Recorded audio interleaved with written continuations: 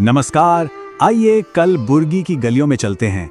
मैं यहीं का हूँ और आज मैं आपको इस शहर के उन खास कोनों में ले चलूंगा जहाँ पता है इतिहास और आस्था की कहानियाँ आज भी सांस लेती हैं। तो फिर देर किस बात की, चलिए मेरे साथ। हम संतों और सुल्तानों की इस धरती की कह सकते हैं रूह को महसूस करेंगे। देखिए, कलबुर्गी सिर्फ नक्शे पर एक जगह नहीं है, ये तो एक पूरा का पूरा अनुभव है। तो अपनी यात्रा शुरू करते हैं। सबसे पहली और सबसे दिलचस्प बात, इस शहर का एक नहीं बल्कि दो नाम हैं। और मजे की बात यह है कि दोनों ही नाम इसकी एक अलग ही कहानी सुनाते हैं। हाँ, तो ये जो दो नाम है ना, ये शहर के दो अलग अलग चेहरे दिखाते हैं। सोचिए, एक तरफ है गुलबर्गा, कितना खूबसूरत नाम है ना। इसका मतलब है फूलों और बागों का शहर। ये हमें इसके शाही अतीत और उस पर फारसी प्रभाव की याद दिलाता है। और फिर दूसरी तरफ है कलबुर्गी, इसका मतलब है पथरीली जमीन, जो दक्कन के पठार की असलियत को दिखाता है। कमाल है ना। अच्छा, कलबुर्गी की शान सिर्फ इसके नामों में ही नहीं है, असली कहानी तो इसके शानदार इतिहास में छिपी है। क्या आप जानते हैं, एक जमाना था जब ये एक बहुत ताकतवर सल्तनत, बहमनी सल्तनत की राजधानी हुआ करता था। तो चलिए जरा इतिहास के पन्ने पलटते हैं। इस शहर का सफर सदियों पुराना है।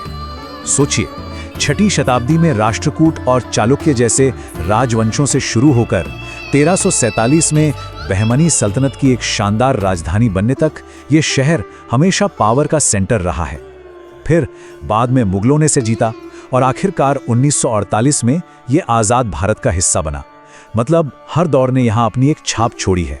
पता है, इतिहास ने इस शहर को सिर्फ बड़ी बड़ी इमारतें ही नहीं दी, इसने एक बहुत गहरी आध्यात्मिक विरासत भी सौंपी है। यहाँ की हवा में ना एक अलग ही सुकून है, एक शांति है, और ये सुकून आता है यहाँ की अलग अलग आस्थाओं के खूबसूरत संगम से। अगर कलबुर्गी की आत्मा को महसूस करना है ना, तो वो इन 3 पवित्र जगहों में बसती है। एक तरफ हजरत ख्वाजा बंदा नवाज की दरगाह है, जहाँ सूफी संगीत की धुनें गूंजती हैं। दूसरी तरफ शरण बसवेश्वर का प्राचीन मंदिर है, जहाँ भक्ति की अविरल धारा बहती है। और फिर है बुद्ध विहार, जहाँ सिर्फ शांति और ध्यान का अनुभव होता है। ये तीनों सिर्फ पूजा की जगह नहीं है, ये तो इस शहर के आपसी भाईचारे की जीती जागती मिसालें हैं। और ये जो आपसी सद्भाव है ना, ये सिर्फ कहने सुनने की बातें नहीं है, ये तो शहर की रग रग में बसा है। 2011 के आंकड़े भी यही बताते हैं कि यहाँ हिंदू और मुस्लिम समुदाय सबसे बड़े हैं, और उनके साथ साथ दूसरे धर्मों के लोग भी प्यार से रहते हैं। सच कहूं तो यही कलबुर्गी की असली पहचान है। चलिए अब एक टाइम ट्रैवल करते हैं, वापस उस दौर में चलते हैं जब कलबुर्गी एक सल्तनत की धड़कन हुआ करता था। जो बहमनी सुल्तान थे ना, उन्होंने यहाँ ऐसी ऐसी शानदार इमारतें बनवाई जिनकी गूंज आज भी सुनाई देती है। जैसे कि कलबुर्गी का किला, फिर उसी के अंदर बनी शानदार जामा मस्जिद, और हाँ, हफ्त गुंबज। ये सिर्फ पत्थर की इमारतें नहीं हैं, यकीन मानिए, ये तो इतिहास की खुली किताबें हैं जिन्हें आकर पढ़ना ही चाहिए। और उस किले के अंदर ना एक आर्किटेक्चरल चमत्कार छिपा है, जामा मस्जिद। पता है क्या कहते हैं? कहते हैं कि इसे बनाने की प्रेरणा स्पेन की मशहूर कॉर्डोबा मस्जिद से ली गई थी। जरा सोचिए, ये भारत की उन गिनी चुनी पहली मस्जिदों में से है जिसका पूरा का पूरा आंगन एक छत के नीचे है। ये तो बस देखने लायक चीज है। इन इमारतों की अहमियत आप इसी बात से समझ सकते हैं कि 2014 में इन्हें यूनेस्को वर्ल्ड हेरिटेज की टेम्पररी लिस्ट में शामिल किया गया था। ये कलबुर्गी के लिए बहुत बहुत बड़े सम्मान की बात है। तो इतना सब जानने के बाद मन कर रहा है ना कलबुर्गी आने का?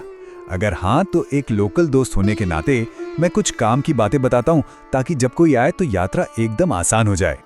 हाँ, सबसे पहला सवाल तो यही आता है दिमाग में कि भाई आने का सबसे अच्छा समय कौन सा है ना?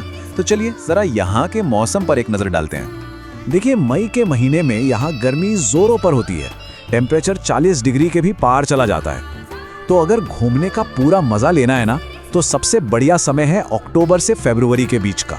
उस वक्त मौसम एकदम शानदार, बहुत आरामदायक होता है। और यहाँ पहुँचना अरे बहुत आसान है। हवाई जहाज, ट्रेन, बस, हर तरह से ये शहर बहुत अच्छी तरह से जुड़ा हुआ है। और एक मजेदार बात बताऊं, कलबुर्गी एयरपोर्ट का जो रनवे है वो कर्नाटक में बैंगलोर के बाद दूसरा सबसे लंबा रनवे है। और रुकिए, यात्रा के लिए एक और अच्छी खबर है। अभी 2024 में ही कलबुर्गी का नाम भारत के उन टॉप 10 शहरों में आया है जहां की हवा सबसे ज्यादा साफ है। तो सोचिए, एक तरफ इतिहास की गहराइयां और दूसरी तरफ ताजी हवा में सांस लेने का सुकून। और क्या चाहिए? तो हमारी इस छोटी सी सैर के बाद कलबुर्गी की कैसी तस्वीर बनती है जहन में? ये एक ऐसी जगह है जहां पत्थरों पर इतिहास लिखा हुआ है, जहां की गलियों में आस्था गूंजती है और जहां के लोग बहुत गर्मजोशी से स्वागत करते हैं। यहाँ का अपनापन्ना दिल को छू जाता है। तो अगली बार जब किसी ऐसे खजाने की तलाश में निकलें जिसके बारे में ज्यादा लोग नहीं जानते, तो कलबुर्गी को अपनी लिस्ट में जरूर रखिएगा। क्या पता अगली सबसे यादगार यात्रा यहीं आपका इंतजार कर रही हो।